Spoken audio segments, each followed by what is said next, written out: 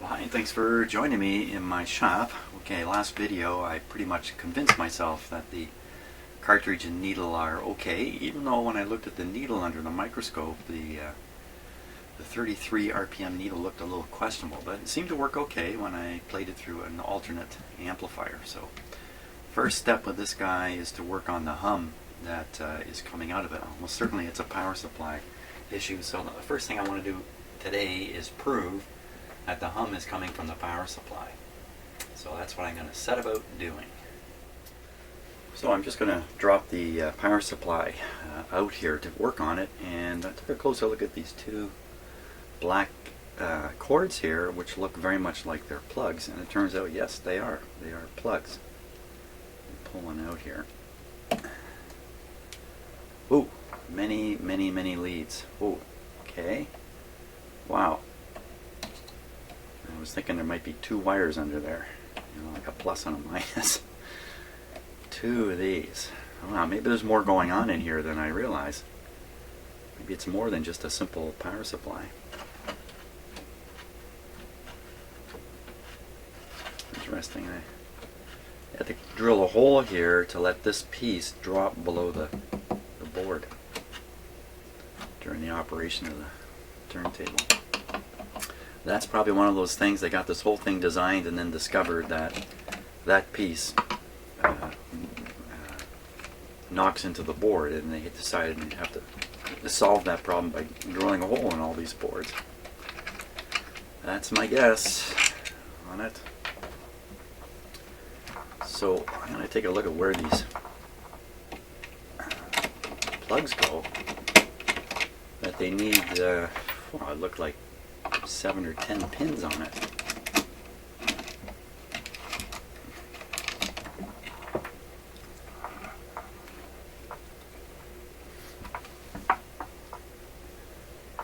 See, one heads up this way, and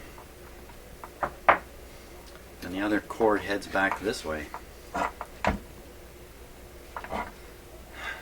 So perhaps what's happening here is this power supply is producing a number of voltages that are being fed into the amplifier. Maybe the amplifier may have two boards. Maybe it has one here and one up behind the controls or something like that. Two black cords here. These are two plugs. You can unplug them. And they're multi-pin plugs. There's many pins on them. And you can see on the back here, these are the sockets, so lots of wires hooked up to them. So I'm not exactly sure what's going on. I kind of thought, it's a power supply. It's going to have 2, 3, maybe 4 wires coming out of it with 1, 2, or 3 voltages on it, but it looks like a lot more. So it's a very complicated looking power supply. It really is. Now the suspicion is the rectifier down here is the cause of the hum. That's my suspicion, but it could be any one of these capacitors or all of them. By my experience and just looking at them, chances of these capacitors being bad is actually very low, I think. I'm really suspicious about this guy, the rectifier. So I think that really the way to proceed here is just to start working on this rectifier and get it out of there. If the rectifier is not bad and I replace it with some silicone diodes, I haven't done any damage to anything. It's actually a good move anyway. Because in the long run, apparently, these selenium rectifiers eventually start running too hot, and then eventually they burn up, and when they burn up, it's a disaster. Never experienced that, and I really don't want to. So I'm going to have to figure out a little bit of wiring in here and sort out which way to put in a bridge of diodes to replace it. Okay, so we'll take a closer look at the wiring on the rectifier here. I'll just flip to the closer camera. And let's see, what do we got? We've got 2 terminals there, 2 terminals here. Got a heavy brown wire here. Actually, it looks like part of the power cord. Looks like one of the power cord leads coming here. We got a black wire here that's going into the transformer. It's just down here. We got another green wire coming out of the transformer coming over to here. Then we've got a bunch of light wires. Two red ones off of here. One going to this ground terminal.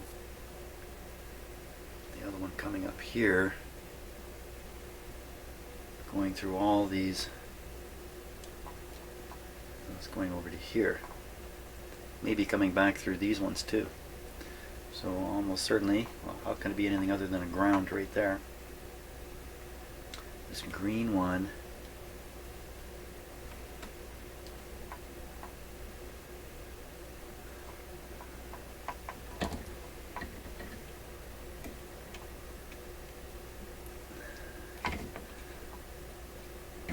so this green one comes out of the transformer. So we've got transformer here, excuse me, and a transformer connection there. So that's the ins. This must be the outs. Oddly enough, the red, you know, wow, going right to the ground. Usually red means it's carrying some kind of voltage relative to the chassis. This one's definitely soldered. You know, it's soldered to this chassis. Maybe the chassis on here isn't grounded in the normal way. I wouldn't bet on that, but I don't know. I looked for a schematic for this guy, and apparently the Columbia 360 has been made for quite a while. This one was probably made in 1965, but they were made for probably 10 years before that, 10 or more, and the earlier ones were made with tubes, a completely different amplifier from this. Okay, so I'm going to sketch this out a little bit on a piece of paper, see if I get my head around it properly. Okay, so I did make my little silly sketch here. The camera will just adjust a bit. That's your basic full wave diode rectifier. There's nothing strange about it. Now, this transformer actually has 3 secondary leads coming out. I suspect one of them is a center tap. Probably the black one. It's a brown, a black, and a green. So we're going to guess this black one. If we actually follow it, the black one comes around and goes onto this ground terminal here. So now we can guess that on here. I need to add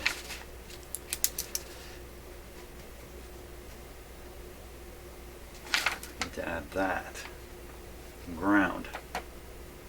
Now, if we follow the two, let's call them voltage wires, the brown and the green, one's here, the other one's here, then the other side, the other two terminals, one's going to be a negative and one's going to be a positive. So we can guess this one's the positive because of all the red wires that are on it. The other one actually has a black wire. If we follow the black wire,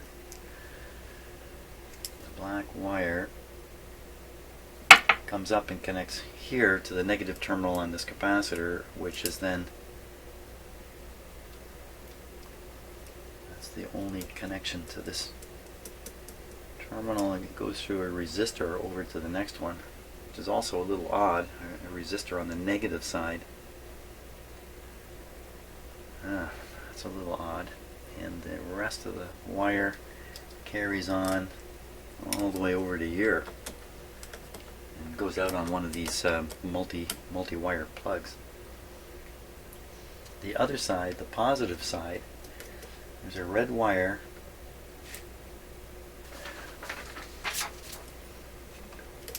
where is it?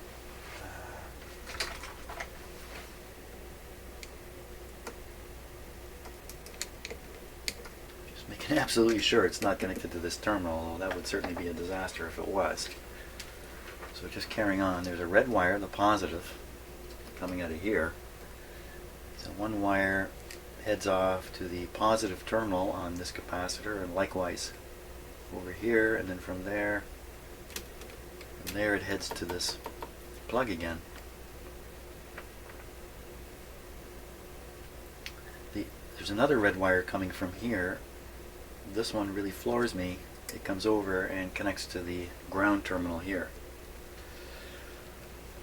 So it's a positive grounded single-ended power supply. Yeah, that's what I say about that.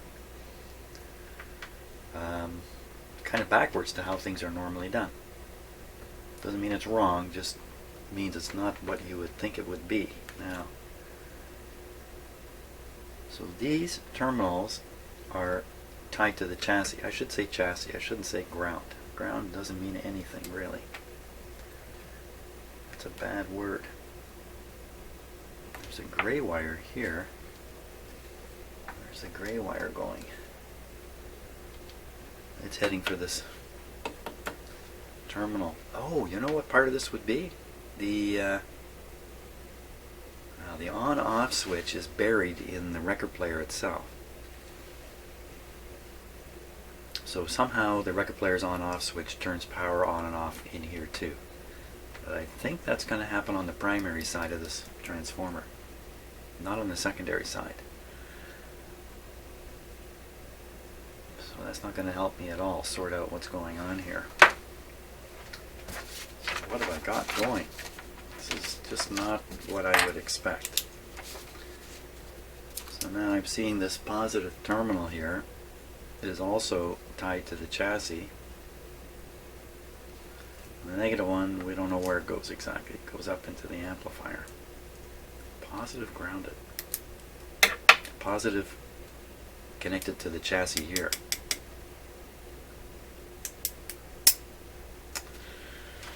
I mean, you can ground either the negative or the positive. It's just normally the negative side of the power supply is, I'm using the word grounded again, I shouldn't be.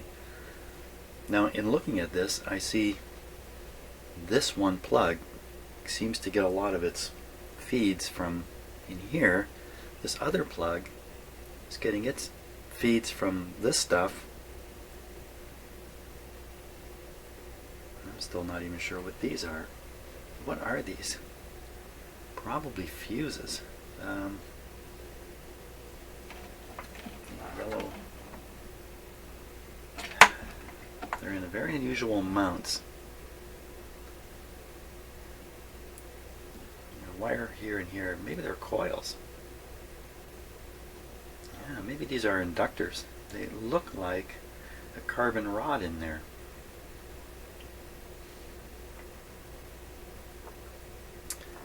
And then there's this one too. This is also a big inductor here.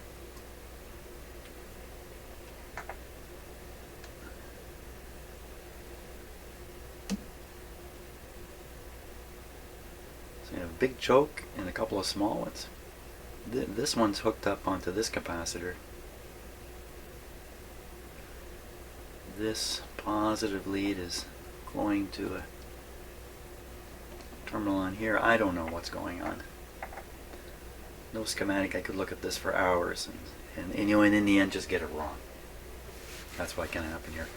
So getting back to what we're really after, which is just replacing this guy here. So we now know which two terminals are coming from the transformer. This one, and we know which ones are going out positive and negative, or no, they can't be using red for negative and black for positive, because the black wire comes to the negative terminal here on this capacitor. Is it really done the way I think it is? I mean, I can see it, so but why not hear it too? So we'll go on the positive terminal here and the chassis. We'll try it on this one.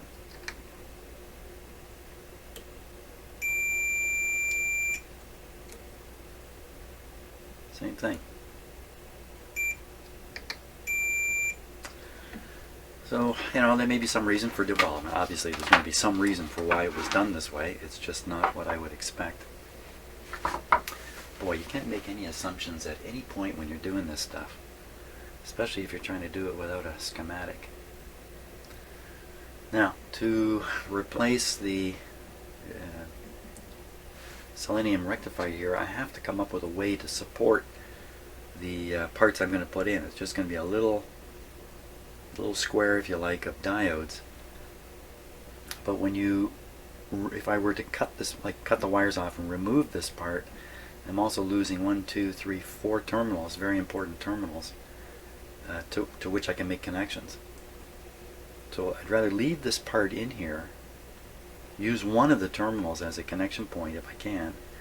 The other connection point and physical support point can be this ground lug. So I can kind of have my little box of diodes soldered on here, and another one soldered on one of these 4 terminals. The rest of them I can't use, these 4 terminals. So I think I'm gonna sketch this out, how to do this on a piece of paper first. Okay, it didn't take me long to be sketching this when I realized there's something here that I sketched that just cannot be the case. I'm looking at my sketch where I have a chassis connection out of what I think is a center tap, and then I have a chassis connection here. Doesn't look so good to me. That looks like, you know what, that might just be okay. That might just be okay. Okay, I went and refreshed my coffee, and I'm looking at this again and thinking, yeah, this just cannot be the way this thing is wired. It just can't be. If I have a ground here, then I basically have this part of the transformer pushing on this diode right back to here. It's just basically shorted through a diode. How can that possibly be? You know, there's something here I'm not getting. I'm not getting this right. I'm not getting this black wire coming out here. Maybe it doesn't do this. Maybe it's just a case ground for the transformer. Maybe there's a metal can, and they just have a wire from the metal can going to ground. It's not like this. I don't know. I mean, I could turn the thing on and poke around with my voltmeter a little bit, maybe sort it out. But again, it doesn't really, in the end, impact on anything as long as I can get my arrangement of diodes correct to replace it. Okay, so back to mapping out the component layout. Okay, well, I think I got a diagram good enough to go with now. That's this schmozzle down here, which I'm not going to bother explaining because it's a mess, but I know what I did here. That's the main thing. So first step is putting in the first diode from this ground terminal up to the brown terminal of the old rectifier. That's the only terminal I'm going to use on the rectifier. All the rest will be cut away, or I won't have any connections to the rectifier. That means the rectifier is not doing anything. So that's what I'll do. I'll put this one in first, and we'll just slowly build this thing one diode at a time and see if I can get it right. Okay, so I've had to hunt through quite a few diodes here, and I have many I could use.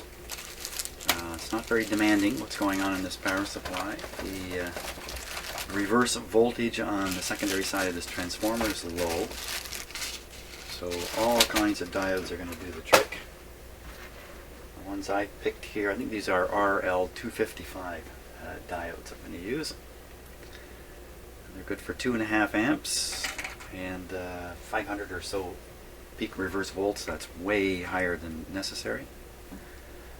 So now I'm going to kind of fit them in here, kind of dry fit this thing together before I get any soldering going. And we'll see how that goes. The nominee himself had virtually nothing to say about policy.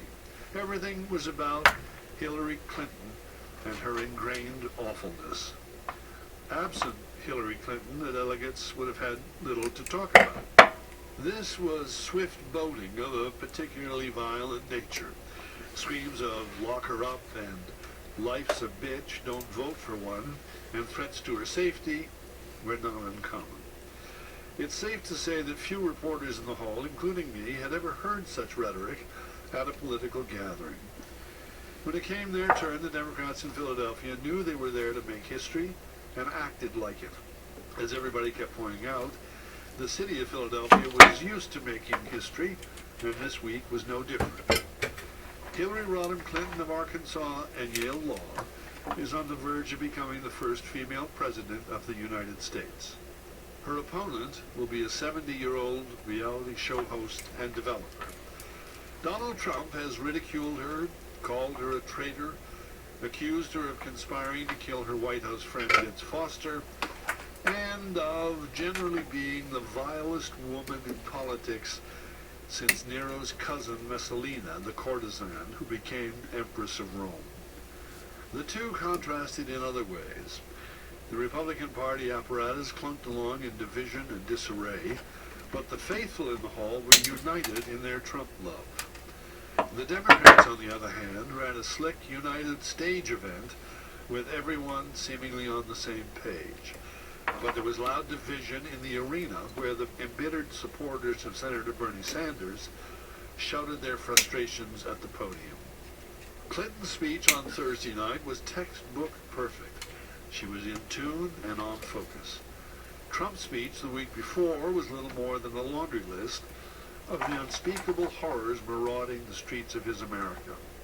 Sitting high in the seats of the Quicken Loans arena, it was hard to know what he was talking about or to whom. Democrats and Republicans have come away from their conventions each facing the same question. Is this the time to cast a vote for the lesser of two evils? Both Secretary Clinton and Mr. Trump go into the campaign burdened by the lowest popularity ratings in modern history. Ironically, the only national figure with a positive rating is Bernie Sanders. American political conventions make for great theater, but there is a barometric element in them which suggests strengths and weakness in the system. In covering 9 of these conventions since 1968, I've seen delegates come away united, joyful in their cause, or angry and fearful of their future.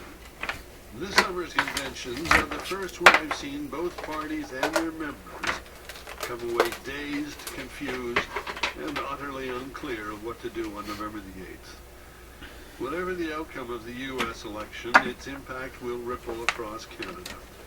Tick any box: culture, the economy, foreign relations, border security, trade, communications. Every twitch and tickle in the U.S. affects us in some way. Which is what brought us here. Here being one of the oldest cities in the country, Philadelphia, home of the Liberty Bell, the Constitution, the Broad Street Bullies, and Mr. Rocky Balboa. Okay, In our let's first give it a hour test this here. morning, we look at history in the making. Hillary Rodham Clinton, the first woman in a major party to be nominated for president. We'll talk to pro and anti-Hillary delegates and try to calibrate the reach of the antipathy toward her. In our second hour, we pull back for the wider frame. The black and minority voters in the party, the behavior of media in covering Donald Trump and Hillary Clinton, and an assessment of the Democratic Party Still humming. by one of the sharpest political observers in the country. Okay. And we will bring Temperature you in the here other is side of 24, Philadelphia that typifies many 27, American cities.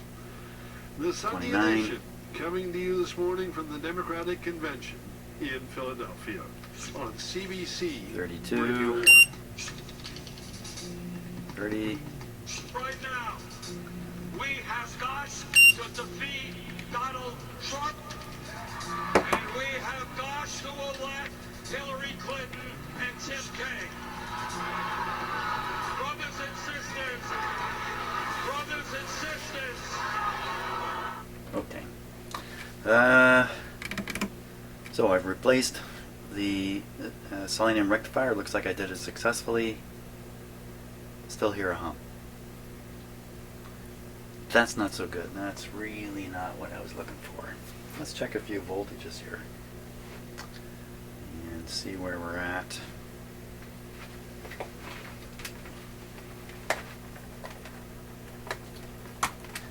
So it'll be a lot easier if I had a schematic for this.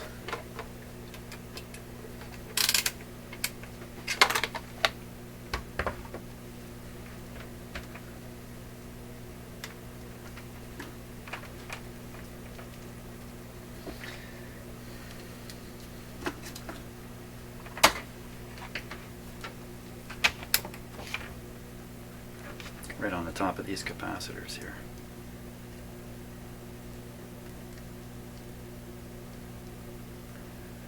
$13 volts.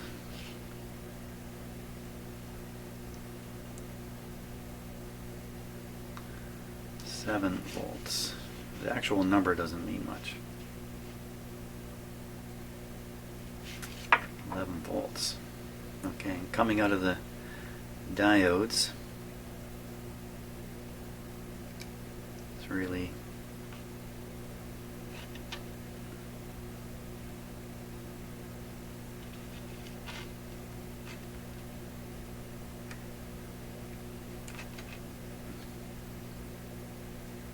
about 14 volts.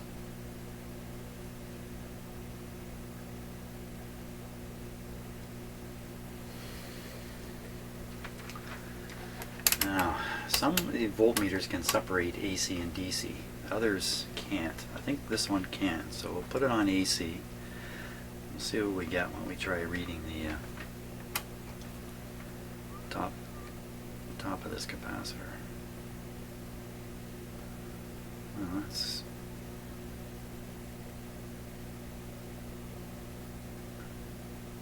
about 1 volt.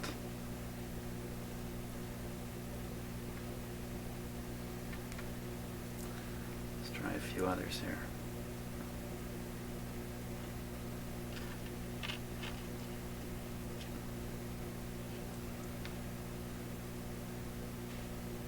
It's all over the map.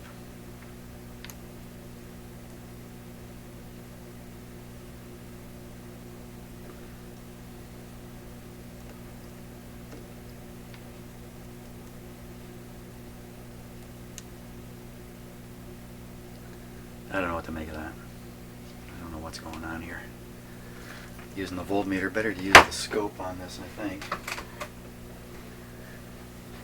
And just poke around and see what we can spot here in terms of a hum.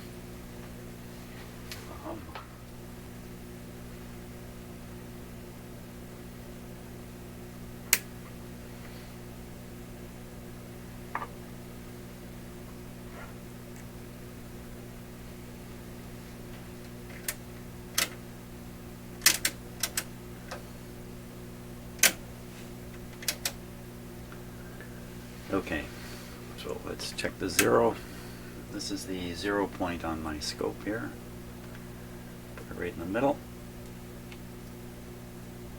And we'll look at, that's the AC signal, and this is the DC with it. That's not very good. I'd expect the hum, there's the hum there, to be far smaller on this capacitor than it is. Because it's something like, 15%. That sounds a little high to me. Let's just move along here and try a few others. Well, that looks pretty good. That's what it should look like. No hum coming from there.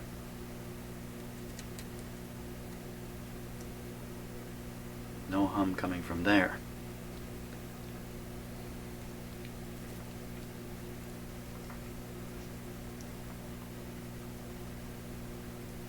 No hum there. There's a slight hum there. You can just see that wire, that line wiggling a wee bit. It's very low. So let's go over this again.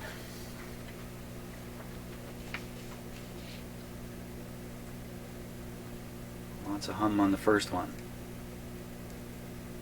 This is the second part of the main filter. No hum. You know what, maybe that hum is coming because I've got the, what have I got here? Got nothing. I got nothing plugged into the input. Wait a minute.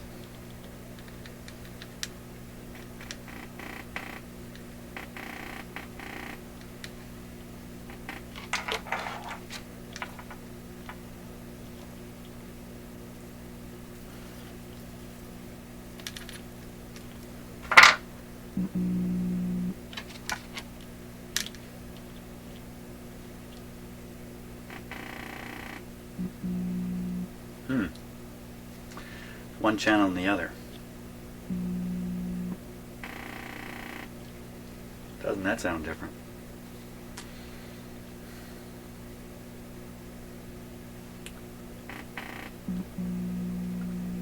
That sounds normal.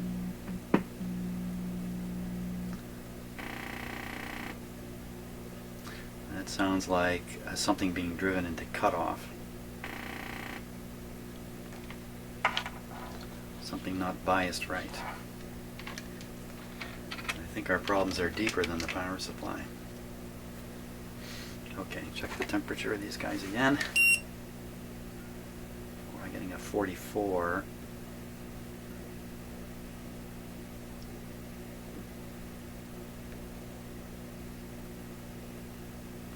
One seems hotter than all the rest. How can I? It's really hard to use this gun accurately on such small targets. It can be because I'm seeing two of them here. You know, it's kind of this device can only average what it sees.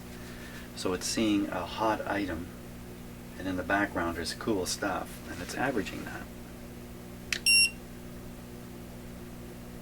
Or combining it. I shouldn't really even say average. So I'm getting 44, it's not very high, 37,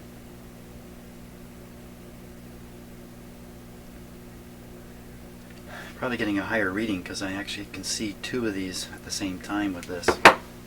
Let's do the finger test. Well, it's definitely hot, but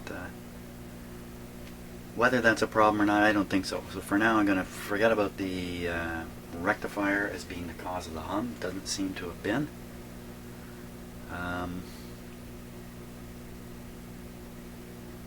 We see no hum in the second filter here, as there should be, no hum, yet we hear a hum. You know, one channel sounds okay and the other one sounds distorted. Now why didn't I hear that when I did the amplifier test? Maybe because I couldn't pull off the amplifier test very well. Because my input signal was either way too high or way too low to really test it well. I think I have to repeat the amplifier test now and see what we got.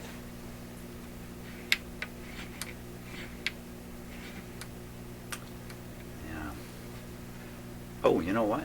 This thing doesn't have full power yet. Huh. Oh my gosh. I'm running it on my, I didn't look up at them. You can see my two lights are glowing here. This thing's pulling a fair bit of power to light those lights.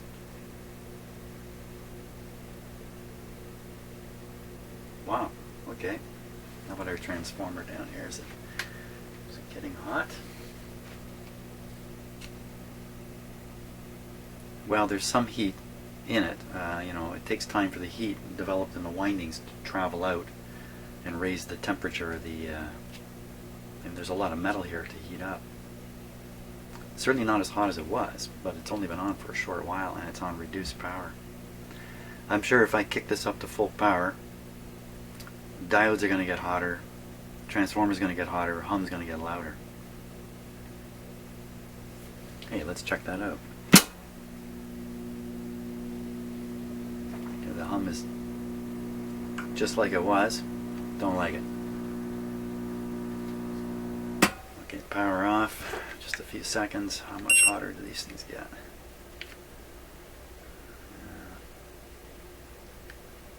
Gain. It's not a very good way to test them.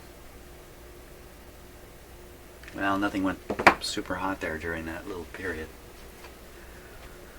Okay. Problems. Lots of problems here. What if we try this full power thing again? And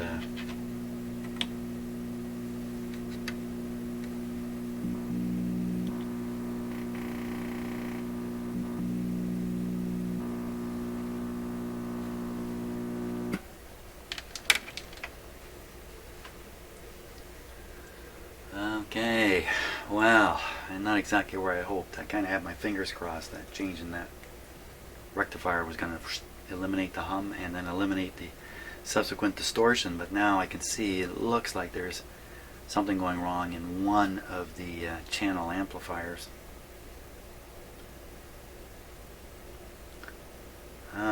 This is going to get very difficult from here. I don't even know how to get at the amplifiers, which are hidden way inside here. Oh boy. Let's take a look with the close-up camera. Man, I wanted to pick on something that would be relatively straightforward. I thought this project would be. Maybe not. Okay, just looking up inside here. This is kind of where the controls are. Yikes.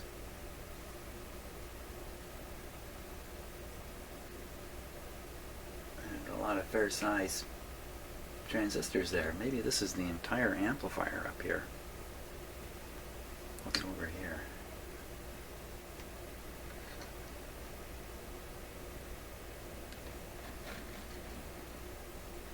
So it looks like back in here are just the cavities for the speakers.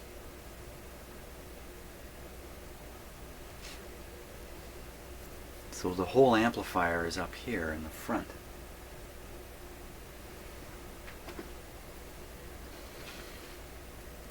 How are you supposed to drop that out?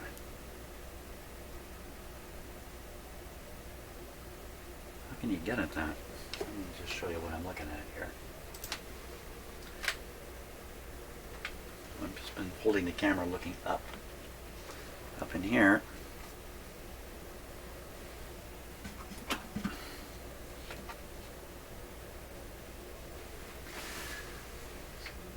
Oh boy, it's all up in here. Screws here.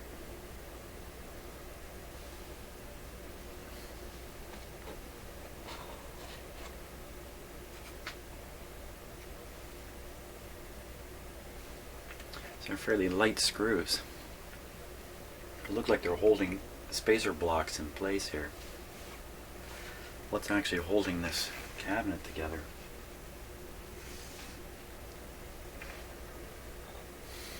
Wow. Or is it the front panel that comes off? Okay, I'm going to have to stare at this for a while and try to sort it out, because I don't know what to do next. So I'm thinking there's a chance this plastic front panel comes off. If you release the knobs, pull the knobs off, and back in there is a nut that in fact is holding this plate on. The plate is definitely loose on the edges here. Take off one of these knobs.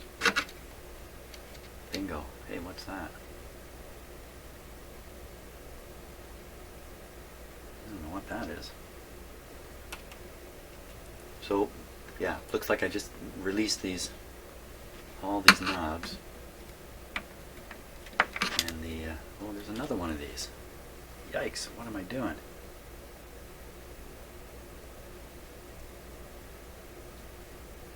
I better watch the next one very carefully here.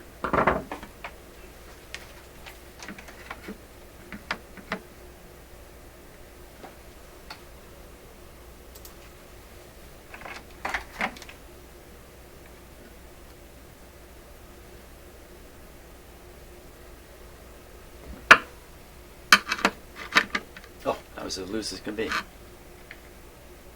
Okay, there's the piece on there. Can't see it from that side.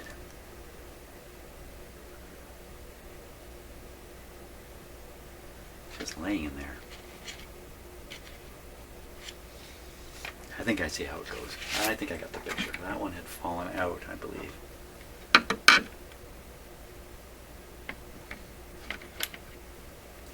They all drop out as you pull them, but I'm pretty sure it's a simple deal. Let's just slide in this way. Yep. Okay, you don't want to lose those.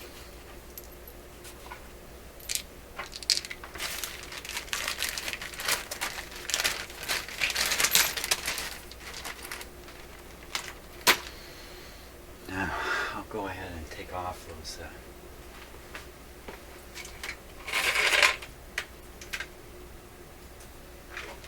Just get a better idea what I'm up to. Just take off these locking nuts, and I think this whole front panel will come off. Okay. They don't show what I think people think they show. They do show a level of pettiness, and certainly a level that, at a certain point, and this is after a lot of sparring with the Sanders campaign, they do show people working for the Democratic Party who are sick of him. More screws. Sick of his campaign manager and say nasty things. I'm gonna guess If I were Sanders, the whole thing comes out this been way. Part of this process, 1, 2, I 3, would 4. be mad as hell. And so 5 you more know, screws to they take off. They do have some grievances, Oh, but there's a man. level of vitriol. And then when you get Okay, taking out the screws. I really don't know what to expect now. I think I'm going to pull these plugs out of the amp here. Oh, wait a minute. This one's strain relieved. This one's going way. This one's going somewhere totally different. Is there more to this thing than I realize? This other one is going up into the amplifier, so tell me there's a power amplifier hidden in the back here somewhere. Here we go. Okay,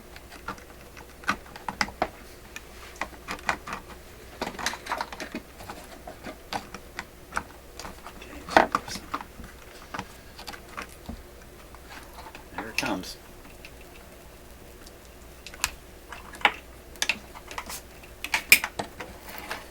Get it right out. Huh.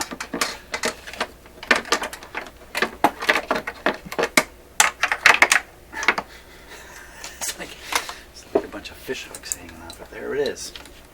What do we got on the back? Okay, looks like power transistors here on the back. They all look original. This is all pretty certain to be the entire amplifier right here. It's got a little light there I suspect is burned out. I don't remember seeing a light on it. There's some kind of adjustment here that's painted in place. Looks that way to me. Now, hey, what about these transistors? They all feel the same. You know, when I was taking this apart, it struck me there was a little more heat over here than on the other side.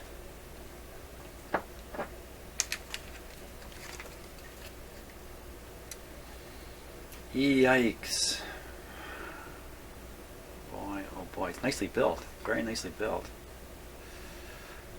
But I'm just looking for anything that's leaping out at me here. Anything. One thing that's leaping out is there's an awful lot of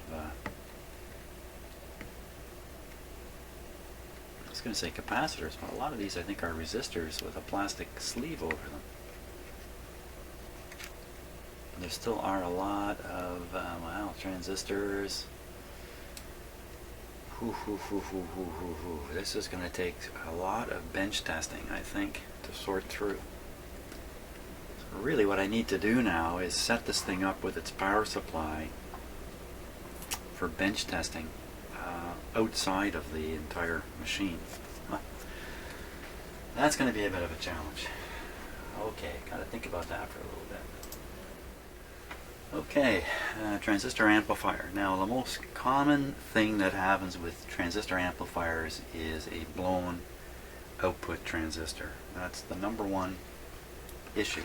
And that sound we heard when I touched my finger on the leads, and heard that kind of clicky sound, really suggested to me that that's probably what's happened in here. Now, even I've got the camera right in my way. Let's go through and test them. Now all I've done is just set my meter on, knock my meter over first. That's a good idea. Okay, so I've set my meter on its diode setting, or continuity setting. Okay, I'm going to leave it up here actually. Well, let's see. Let me move it out of my way. I can get both things into the shot. There we are. Okay, so a short circuit does that. Now I operating transistor, depending upon which way I put the leads, the polarity of the leads, I'm going to see either an open circuit that's going to look like that, just open, or it's going to give me actually the voltage drop across the junction inside the transistor. So here we go. I don't know if these are NPN or PNP. I don't know. I'd have to read up on all that stuff anyway. Okay, so one terminal is the chassis. Here's another terminal here. Let's see what we get. What?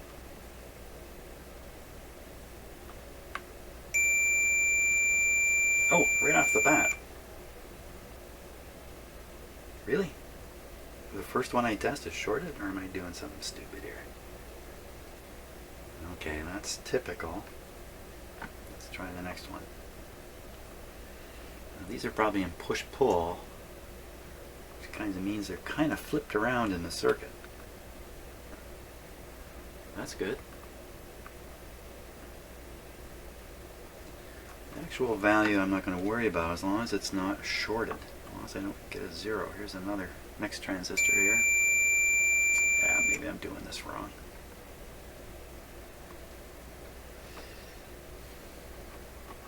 I'm a tube guy, right? Transistors. Wow, come on. Oh, I did study all this stuff in university. Yes, I have to admit to it. I have a university level electronics background. Hard to believe sometimes, isn't it? Okay. This is that same terminal that showed a short. No short on it this time. So I've reversed the leads. I'm just going through the tests again.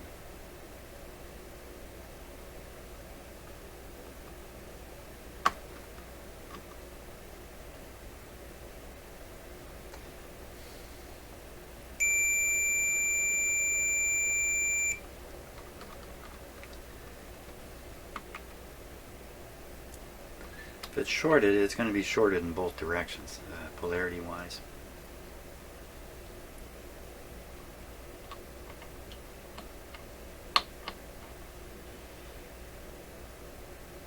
So this one here.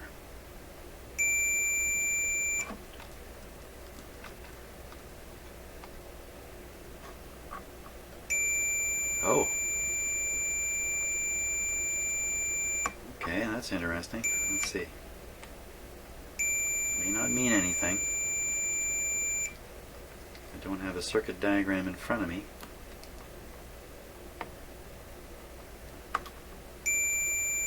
Well, that terminal shorted in both directions. Now, this one over here showed a short too.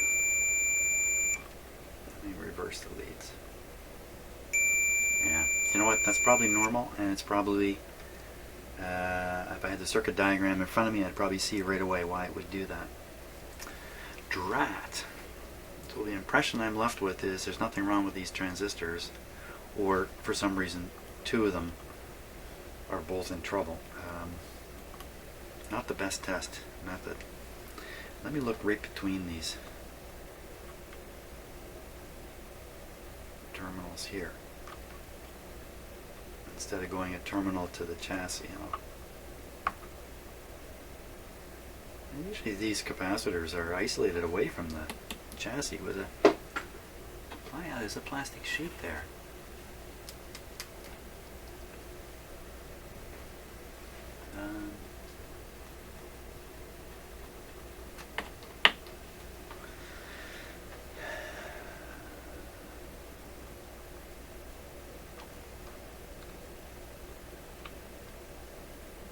You know, transistors are 3-terminal devices. There's only 2 terminals sticking out the back. The third terminal is the shell.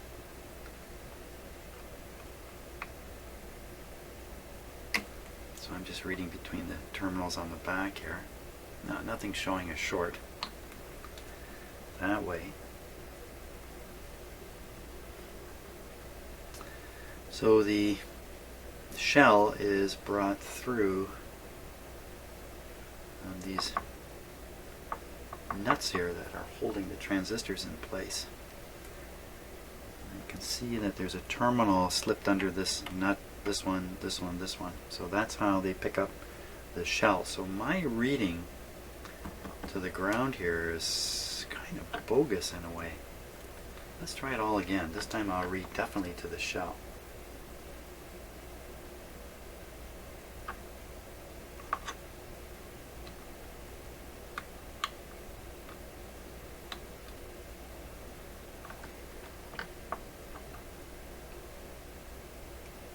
Any one of these shows up as a 0, I think we can be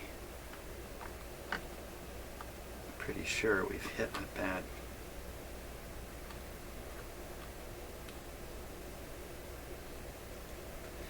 Hit a bad, hit a bad, hit a bad.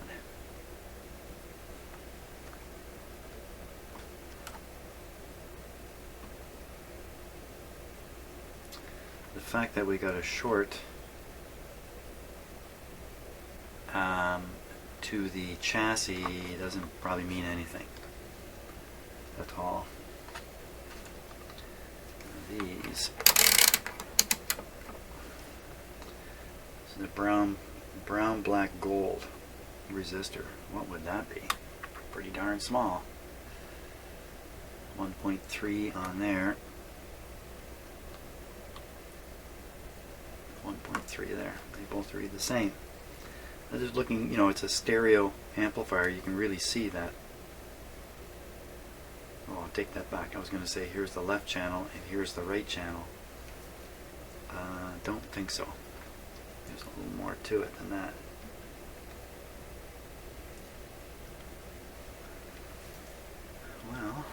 Well, okay. No idea what's wrong. At this point, anyway. Okay, gotta go think. Maybe I'm gonna have to read up on transistors. Remind myself of a few things here. Hey, thanks for watching. Good luck to me on this one.